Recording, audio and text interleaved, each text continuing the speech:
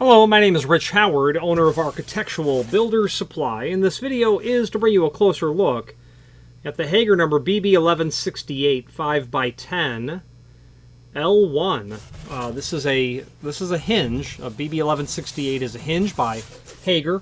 That happens to mean it's a ball bearing hinge that is steel based, 5-knuckle, heavyweight, full mortise. That's all buried in that part number. Let's take a look at what that hinge looks like right here and now. And you'll probably immediately say, yo, that is a big hinge. Indeed it is. Hager will make wide throw hinges 5-inch wide, 6-inch wide, 7, 8, 10, and even 12-inch wide. This is a 10-inch wide hinge. I have some 12-inch on the way coming from a client, or for a client, I should say, who has a really unusual, not unusual, it's not unusual. What they have is a very deep wall, very deep wall. It's a log cabin, literally, that has a lot of masonry features, a lot of log cabin features, and that wall is extremely thick. It might be 14-inch thick, 18-inch thick, something like that. Well, the doors are really biased towards the exterior, naturally. What this client wants is that when these two pair of doors, I think it's two, yeah, he ordered 12 hinges, two pair of doors, he wants them to open and come back and go 180 degrees. Well, without laying all that in AutoCAD and checking the dimensions, you know, the short math was 10-inch was the width of the hinge that they would need to make this work. Or said another way, you know, a 5-inch wide leaf situation so that you can get that door out of the opening to the point where, you know, jam still came here, but to get the door to be able to throw out, clear the edge of the jam and whatever trim was on the inside of the wall. And the client literally had, this hinge is not for that client. Forgive me. He ordered 12-inch. Those are coming. I think I said that. This is a 10-inch wide for stock. So really the question is, why in the world would you need such a wide hinge? Well, there's you know, reasons why you would. But first, about this hinge in particular, this is a 5x10. That means it's 5-inch tall, okay, and that it is 10-inch wide. The height is the first dimension on this hinge. The width is the second dimension. Not on this hinge, but on basically all hinges. This is, as I said earlier, a BB1168. That means, in no particular order, it's a heavyweight hinge. This hinge ought to be 190 thousandths, but it's coming in at 0.201, so it's a little heavy. Yeah, about 0.201 thick. So it's a heavyweight hinge. The 6.8 in the part number tells us it's heavyweight, but it also tells us that it's made of steel. Okay, so BB1168, it's a ball bearing. There are 4 bearing packets on this hinge because it is a heavyweight hinge, meaning it's not standard weight. Standard weight on a 5-inch tall would be 140 thousandths. This is supposed to be 190 thousandths. So ball bearing, 4 bearing packets. 1168 means it's in no particular order. It's a full mortise hinge. You can see from the swag or the bend on the hinge leaf that when you bring those leaves parallel, the hinge is meant to be mortised flush to the edge of the door and frame when it's brought parallel like this. It means it's 5-knuckle. Okay, 1, 2, 3, 4, 5. It means that it is again steel base, and it is heavyweight. It means all of those things. Okay. Now, why would you need such a wide hinge? Well, a couple of reasons. The most common a number of reasons. The most common reason is because you have some molding that's on the outside of the wall, and the doors swing open, and you want the doors to go back to 180 degree. You need to move the vertical axis of pivoting out to accomplish that. Most commonly, that's why you're going to use a wide throw hinge. Same scenario if you're swinging out. You might have a door that swings out and you want the door to go back and around, but you've got a 12-inch thick masonry wall, a standard 5 3/4 frame, and it is a playground, daycare playground, actual scenario. Client wants the doors to go to 90, sure, but they want to hold them back open. It's recess. They want the doors to be held open. So you just have to figure out what dimension you need for the wide throw hinge. That's another reason. That's the primary reason, to clear something. Another reason would be is if you have either that clearance scenario or you have an inset from the face of the frame to how far the door is in the set in the frame, the inset. A typical inset is about 3/32 of an inch. Well, what if it was 4 inch? Or any number? The original state capital of Iowa is on the building is on the campus of University of Iowa. This building is, I think, technically 2 floors, if I recall correctly, maybe 3. It was built in the 19th century. There's no structural steel, so the thickness of those walls on the first floor, they're like 20-inch thick. There are French doors, multi-light pairs of doors, that are installed in very deep wood frames, like 18-inch deep wood frames, and casing on both sides of the wall. The doors are in the center of that opening. So about 9-inch in is where the center of the door is. Well, they had those doors made so the door would go to 90, but would also come back and go to 180 degrees. That's the inset from the pull side of the opening to where the door starts. So that's really crazy. So that would be another reason. A third reason could be, I was walking through Manhattan one time and they had a really cool setup of doors there. If you've been to Manhattan, space is at an absolute premium. Every square inch is accounted for in that part of New York. They had 4 doors that separated the public drive, the street, to a private drive to get to the delivery point of this building. Just south of Central Park by maybe 3 or 4 blocks, and between, I would say it was between 6th and 5th, somewhere in there. There's no room anywhere. They took these 4 panels. One panel folded this way, the next 2 folded this way, then those 3 folded this way. So increasingly the hinge got wider and wider and wider, and it was brilliant when I saw it. The problem with that application, just running amok with that, is technically wide throw hinges aren't really load rated. So, you have to be mindful of how much load you're going to put out here and stress all of this. Seemed to work just fine, although interestingly, when I went back to New York 2 or 3 years later, I couldn't locate that installation. I wanted to take photographs of it. I didn't the first time. That's all easy to lay out in AutoCAD. Well, if you have AutoCAD skills, I suppose. Fledgling AutoCAD skills, that you'd be able to lay all that out. Really, really genius way to use wide throw hinges. So whatever the reason is why you would use a wide throw hinge, all you're really needing to do is to get that vertical axis of pivoting to a certain point. Here, here, here, here, wherever that vertical axis of pivoting is. That's what you need to determine. So this is a BB1168 5x10. You can do this. It's actually a WT BB1168. Forgive me. This is a wide throw. Now, Hager doesn't really call it WT in their book, although they used to, I think. But when you order a hinge that's wider than it is tall, it's going to be a WT wide throw hinge. And I know them as WT, but I think they just stopped calling it that because the 10-inch, you don't need to have it in both places, I suppose, but I would call it a WT, a BB1168. This is in the black finish, or Hager's L1. We have this listed in the site in every common finish that you would do on steel. Your brasses, your bronze, your chromes, your polished, your satin, oil rubbed. This material can be done in brass base material as well. Screws are going to be included. And by the way, this is a heavy hinge. This hinge weighs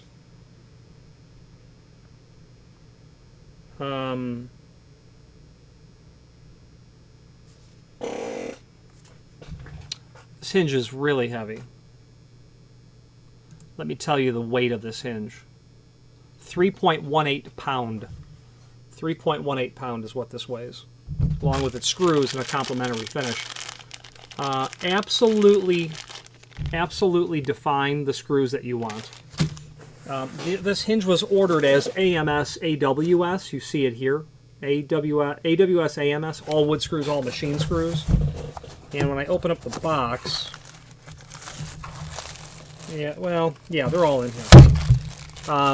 So there's enough screws here to do 3 hinges, wood screws and machine screws. The point of me saying this is absolutely indicate in the comment field what screws you want. Here's why. When you're at work on a Saturday like I am, no one else is here, you're generally closed. When that phone rings, it's possibly there's a mistake and I need it fixed now. So a common call that I get is, there aren't enough wood screws. Somebody ordered an 8x6 hinge, didn't specify the wood screws. The factory sends them out. It's half wood screws and half machine screws. And that's a head scratcher, because who in the world is going to put an 8x6 onto a steel frame? It's possible, but you know, if you were going to guess, would you guess half machine screws and half wood screws? So define that at the time that you place the order so that there's no confusion as to what screws you're expecting. A hinge like this, you know, I'm really going to think that it's going to be a wood door and a wood frame. Okay, hollow metal is pretty uncommon for wide throw hinges because the variety of applications I think that you're going to bump into when you do hollow metal doors and frames are going to be, you know, masonry wall, you know, CMU, precast, CMU, face brick. You know, how many different options are there really going to be when it's hollow metal? Partitions, you know, okay. How big is the stud? How thick is all the drywall that you're using? So there's not a lot of different variations, but in the world of wood doors and frames, where you're dealing with construction that's a couple hundred years all the way up to the present day, we just supplied a client some pretty cool hinges for the Henry Ford Museum. Pardon me, not Henry Ford. The Thomas Edison Museum. There is a Thomas Edison installation somewhere in the New Jersey area. There's something there. I'd have to do a quick internet search, but they were replacing hinges that were like 110 years old, and they were kind of wide throw. So the bottom line is, you know, define what you have, because your applications could be who knows what. Who knows what. It could be a log cabin overlooking a lake where they've got 12-inch wide hinges, or it could be a museum that's 110 years old. Or the state capitol building in Texas, in Austin, Texas. They have some beautiful hand-etched hinges that are original to the building, just post-Civil War, right in the, you know, Grant was president, just after the Civil War. Anyway, let's switch to the screen view now and take a little closer look as to how you're going to determine what wide throw hinge you need. If you are enjoying this video, please click thumbs up or like, and also please consider subscribing to our channel. Let's move on to the rest of the video. Okay, so we're going to pull up the Hager catalog that's here, and we're going to take a look at alright, so we've got the Hager catalog open. Let's see if we can get to a definition of wide throw. I don't know where it's kept in the Hager book. Oh, here it is. Yeah, sure. Okay, so what we're dealing with here is the formula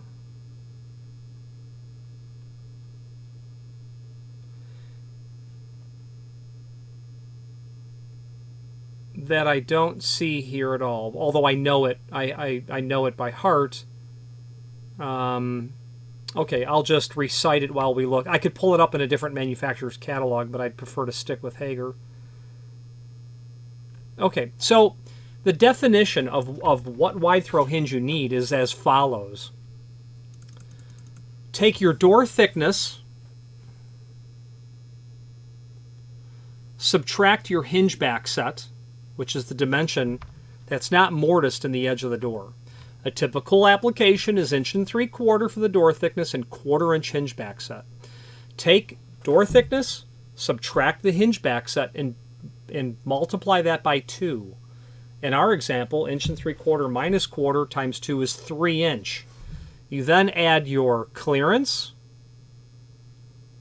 You then add your inset. There is no inset on this at all here, or at least they're not calling it out. But imagine if your inset was whatever dimension. So 3 inch plus, let's say that this is 1 inch, plus 0 is 4 inch. So that means the width of your hinge needs to be 4 inch. They do apparently have a table here. But foregoing that table, let's say that we have now a requirement of a 3 inch clearance. Okay, 1 3/4 minus quarter times 2 is 3, plus 3 is 6, plus 0 for the inset. Now you're at a 6 inch wide hinge. Okay. If you had 0 clearance, but you had a jamb extension here that was 1 inch, now your inset is 1 inch, and that's 0. So 1 3/4 minus quarter times 2 is 3, plus 0, plus 1. Okay, you're back at 4 inch. What if that was 1 inch and that was 1 inch? Now you're at 5 inch. You get the point. Again, it's door thickness minus hinge backset times 2 plus this clearance plus the inset. Aluminum doors and frames generally don't have an inset. Hollow metal doors and frames will always have a small inset, about 3/32. Wood doors and wood frames can be anything. Really, you can have anything happening here. But that's how you determine the width of the hinge that you require. I had talked about a hollow metal door and frame. Well, let's do this.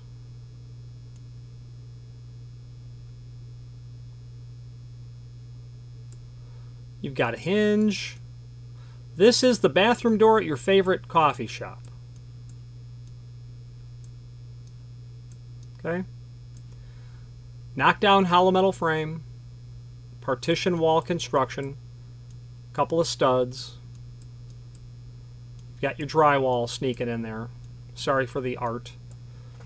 Easy. That'll go to 180 degrees. Not a problem at all.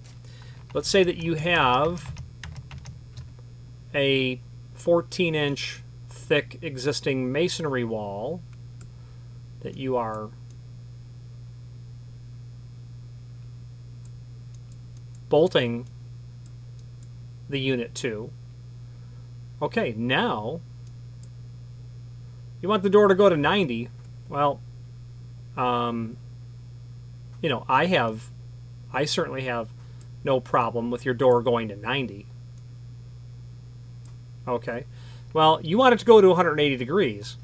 Now you need to start thinking about, where is that vertical axis of pivoting? Where does it need to be? That's when you got to start thinking about it. Okay.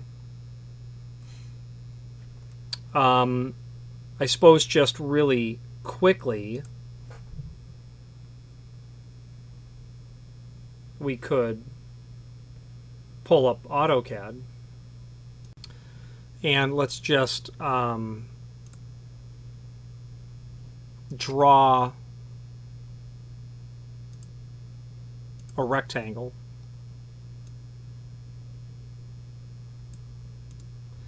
Let's draw another rectangle.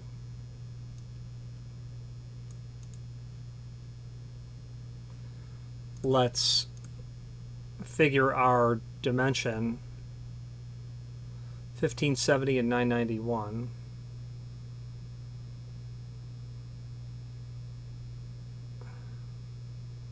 All right, 1510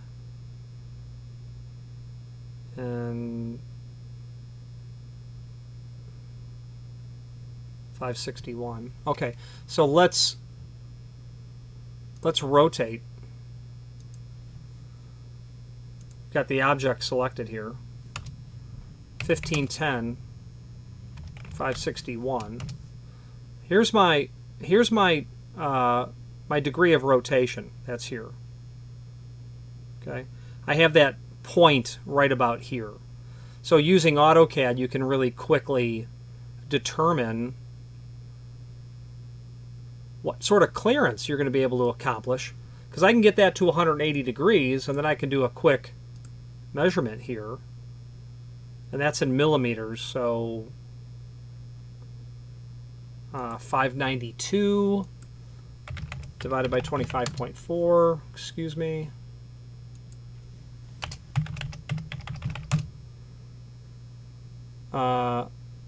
About 23 inches, whatever this fake math is I just came up with. You know, I'm just using random numbers. The point of the matter is you can measure that based on where you put your degree of rotation. Okay, oops. So we'll just draw another rectangle. You know, if you basically have no inset, you know,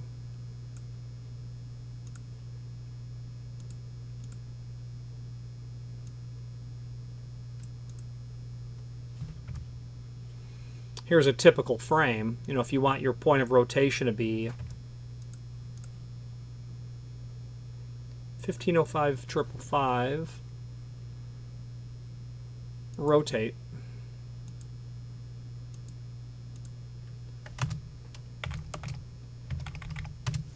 Here's my little point of rotation.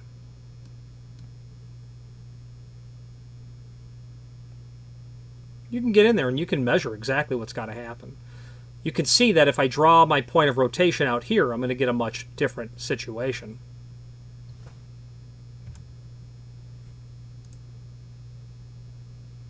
Let's say that I had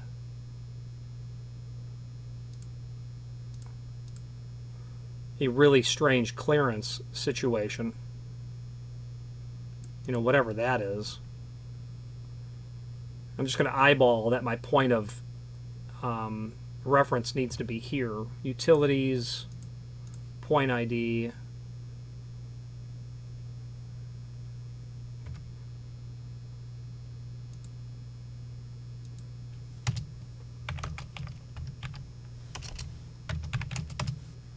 Here's my degree of rotation. So you can really start to see what you've got to be thinking about when you are thinking about vertical axis of pivoting. If you want it to go to 90 degree, you've got to think about that.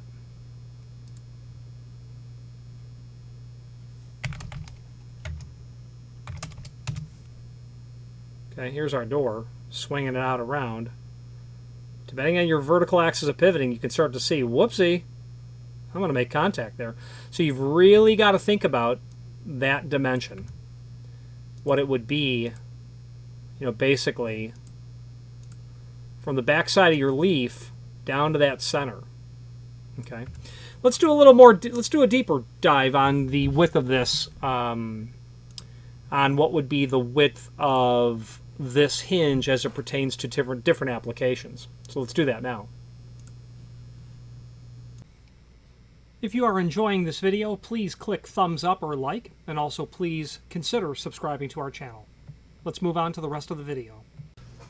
A relatively common question that I get when it comes to wide throw hinges is how wide of a hinge, you know, is available, a wide throw hinge. Well, you know, 5-inch, 6-inch, 7-inch, 8-inch is available.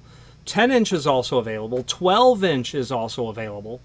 And in theory, you know, if you were really determined, you could make larger ones. I've certainly seen, I've probably have seen 16 or 18-inch wide throw hinges as well.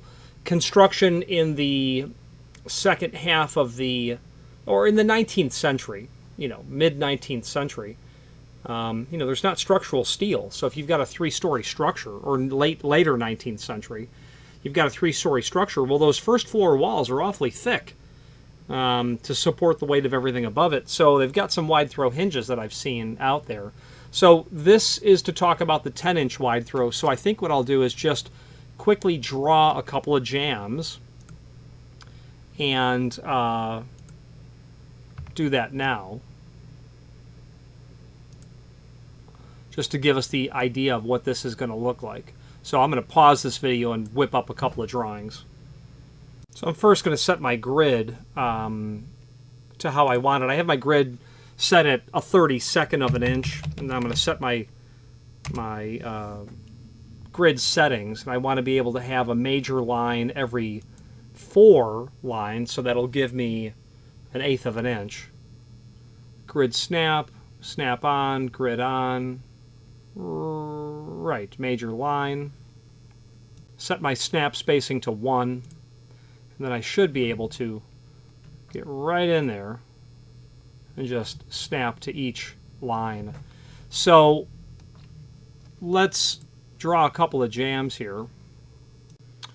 Okay, let's draw a couple of jambs here.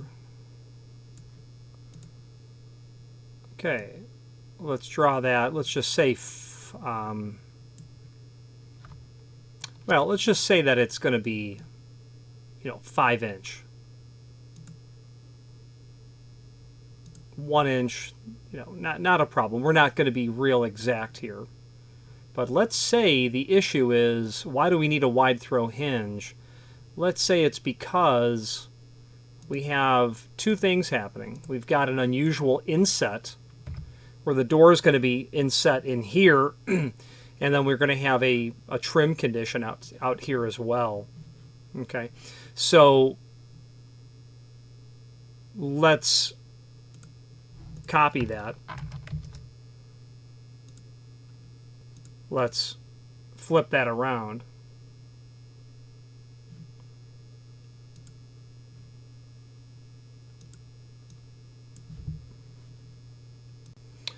And let's, actually what we can do is, let's mirror that.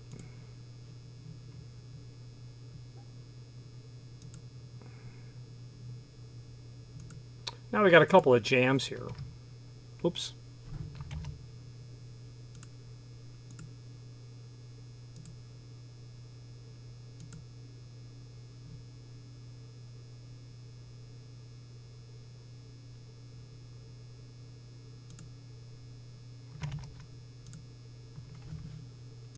Before we set another jam, let's create a line.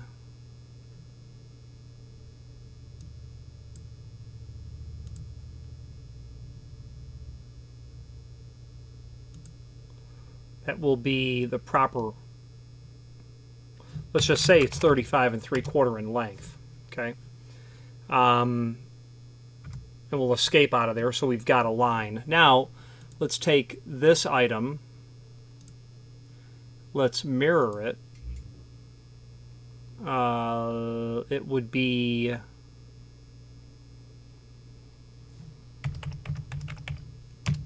17 7/8. That's not accurate.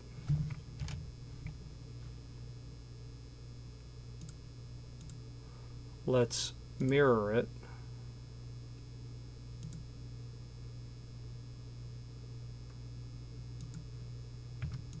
Oops.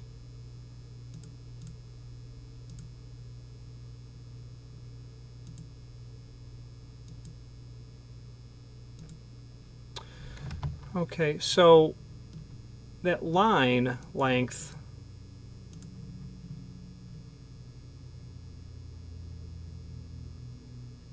we can measure that.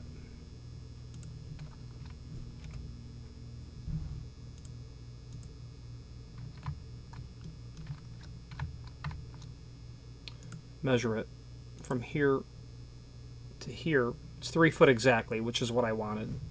So 36 inch wide. So what we'll do now is, I think what we had here was our rabbit was, it's 3 inch. So let's say that we have an inset of about 1 inch, a 1 inch inset. Doesn't matter. I'm going to draw the door now is what I'm driving at. Okay, let's just get ourselves a door drawn in here. Okay, let's draw our door. We'll draw a polyline, and I'm going to zoom in here. And every one of these small lines is a 32nd of an inch. So every one of these, every one of these major lines is an 1/8 of an inch. Okay, so we're going to say that we've got basically 3/32 of an inch here, and that we're going to have an 1/8 of an inch margin. So we'll set our first polyline. Actually, what we'll do is 3/32 from the jam and an 1/8 of an inch over.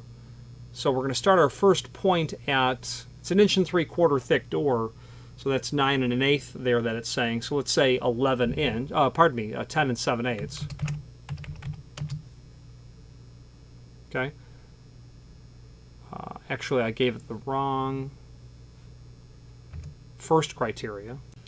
We'll give it that proper starting point, 1/8 of an inch. So that's going to need to be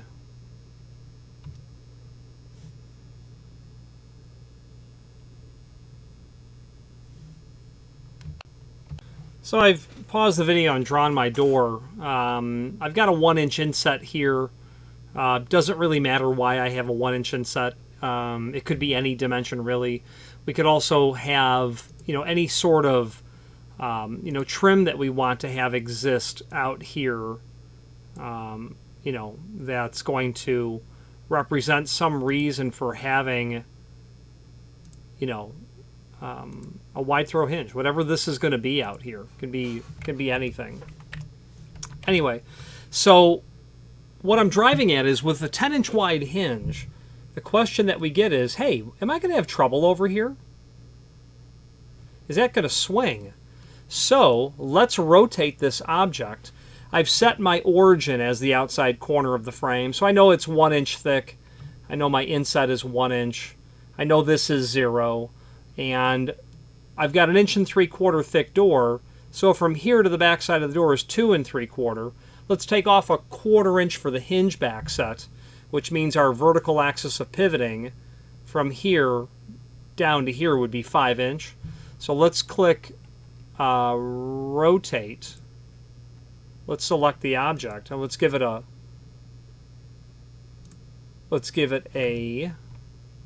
rotate. Select object, okay. Let's tell it what the point of rotation is. So my point of rotation is going to be, I've got 1/8 of an inch gap here. So it's going to be at 1/16, because this is 1 inch, and I want to go half of the 1/8 of an inch gap. So it's going to be 1.0625. Then I know that it's -2.5 because this dimension from what would be the hinge back set to here would be 2.5 inch. So when I hit enter, it's going to rotate that part around this vertical axis of pivoting, which is right here. So let's put the door where it belongs. So you can see that when we rotate here, we have a lot of fun doing that. That's easy. That's showing us rotating around that point.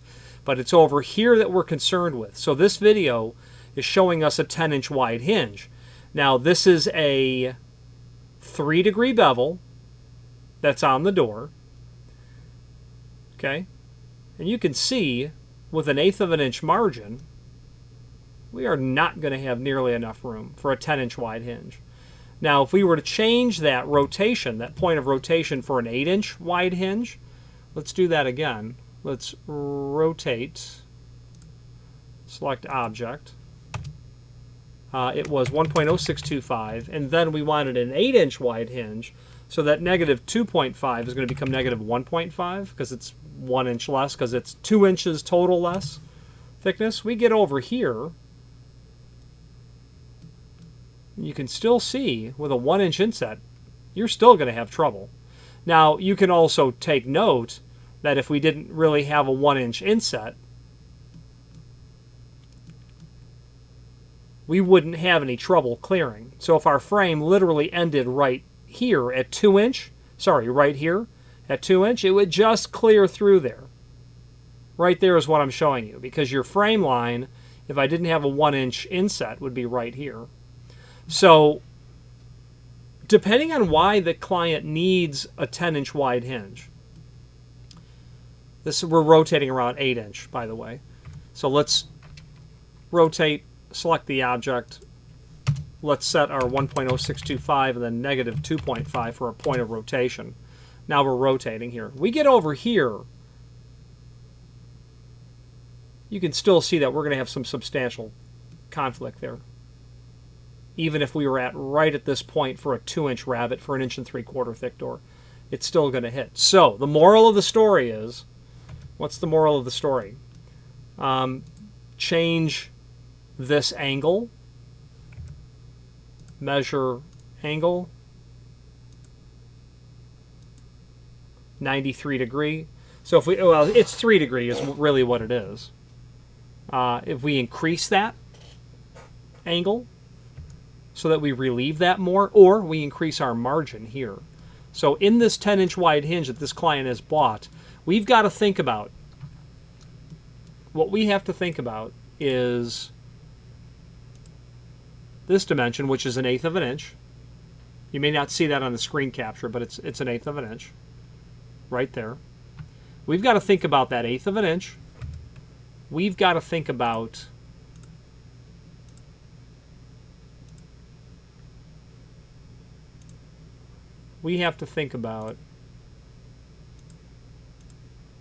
that 87-degree angle is what that's saying.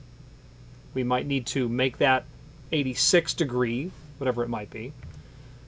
We also need to think about what's happening out here. You know, if this was a standard frame, it would end, you know, basically right here. Now, as you can see, as we increase the inset dimension from here to here, that's going to give us, you know, the ability to really have to consider the width of the hinge and what is happening when we have a need to rotate that. Let's say if it was a 12-inch hinge, let's make it now negative 3.5 point of rotation. Yeah, a much bigger hinge.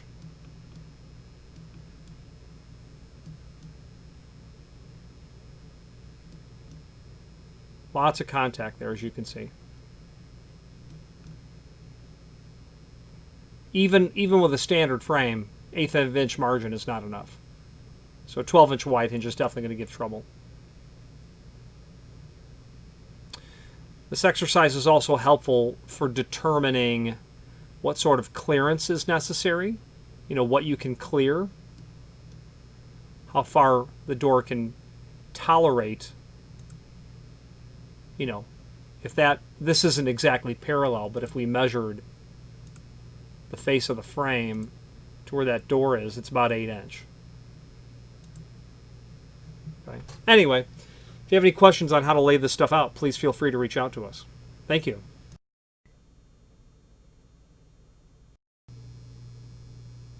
So please forgive me for that unnecessarily deep dive into the world of a 10-inch wide hinge and what sort of clearance you're going to have on that strike jamb. However, if you're looking at this hinge, you're not looking for a BB1168. You're looking for a 10-inch wide hinge. This just happens to be a BB1168. So really talking about the implication of what a 10-inch or an 8-inch or a 12-inch hinge will bring to light is what really needs to be discussed. Hager, as far as I know, is the only company who will entertain a 10 or a 12-inch wide hinge. In the sense of it being something that, yes, we can make that. Now, there are specialty companies that will absolutely make it. Very expensive. I have thought in my mind many times, how would I make my own? Well, I'd probably have some hinges like that, and I would put them on a bandsaw, and I would probably put a chamfer on both sides, in fact, and then I would weld that chamfer complete on both sides, grind that smooth, and I'd have a custom width hinge. I've never made that, but I possess the skills of, I can weld. And I've never made it because of what the cost would be. If this hinge is $200 a hinge, and I'm going to use 2 of them to make you 1 hinge, and I'm going to have a huge labor cost. I was once quoted by a company by the name of Accurate. Accurate is in Connecticut. They are very well known in the industry as a place who can make practically anything. And I've had Accurate make me, they made me a couple of mortise locks one time that were $7,500 each. Dual custody mortise locks for an air traffic control tower in the Middle East. You needed 2 keys to be able to unlock this mortise lock. And yep, they made them. And they made them perfectly, too. Accurate can make wide throw hinges, but they're really expensive. And when Accurate says, yeah, it's $1,000 a hinge, yeah, because they're starting out with something that's already made. They're going to modify it, most likely, is what they're going to do. And that's how you're going to get it. Now, it can be done. And when it's going to be done, it's usually historical work, where that building in Austin, Texas, the state capitol building that I've visited, They made hinges for that. They made replication. They replicated hinges for that project. And yeah, those are hyper expensive because you're literally mimicking something that was done in 1870. Okay, there you go. The name Hager is synonymous with hinges, Hager hinge, but they do a lot more than just hinges. Everything for the door opening: hinges, door closers, lock sets, exit devices, electrified hardware, trim and auxiliary, weather stripping, accessories, ancillary hardware, obviously Roton continuous geared aluminum hinges. If you have any questions on this Hager hinge or any other Hager derivative product, forgive me, please feel free to reach out to us. And thank you very much. Again, thank you for watching, and if you've enjoyed this video, please click thumbs up, please subscribe, and maybe even send the video to someone that you know. Thank you.